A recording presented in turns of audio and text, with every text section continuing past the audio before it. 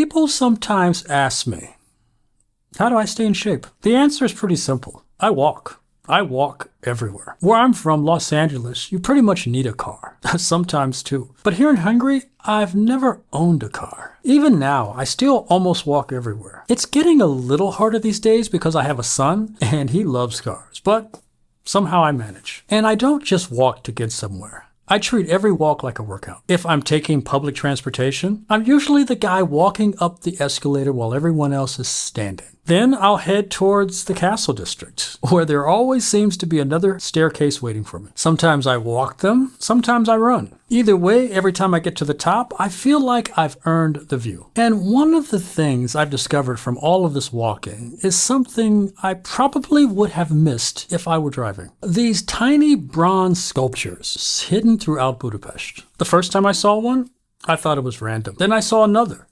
Then another. After a while, I started wondering, who's making these? Why are they so small? Why put them in places where people can easily walk right past them? So I started doing some research. And that's when I discovered Mihaly Kolodko. There's a couple things that surprised me. He's alive and well. These weren't done centuries ago. And Kolodko wasn't trained on making tiny sculptures. He was trained as a monumental sculptor. The big stuff, the giant statues, the kind of artwork that stands in public squares and towers over people. But after the Soviet era had ended, there wasn't the same demand for massive monuments throughout the region. And instead of continuing down the path everyone was expecting, he went in the opposite direction. He started creating these miniature sculptures, tiny pieces of bronze art that often appear without permission. Some people even compare him to Banksy. Not because the artwork looks the same, but because of the idea. Instead of waiting for permission to place art in a public space, he simply created it and let people discover it. And what I love most is what Kolodko once said. He believed a monumental idea could be expressed in miniature form. Give that some thought. An artist trained to make giant monuments became famous for sculptures so small that people walk right past them. And yet somehow these tiny sculptures have become some of the most beloved pieces of public art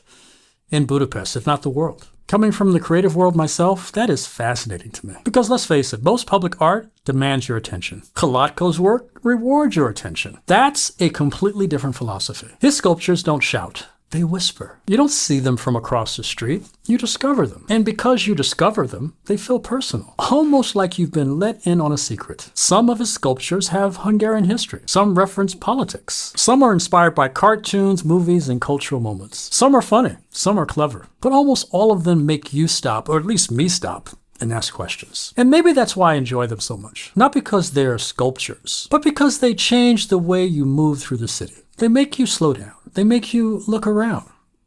They make you curious. And the more curious you become, the more Budapest seems to reveal itself. So now I'm curious. How many Kolodko sculptures have you found? Which one is your favorite? And which one should I go looking for next? Please let me know. My name is Ray. This is My Job Minute. The more I walk, the more this city seems to reveal itself.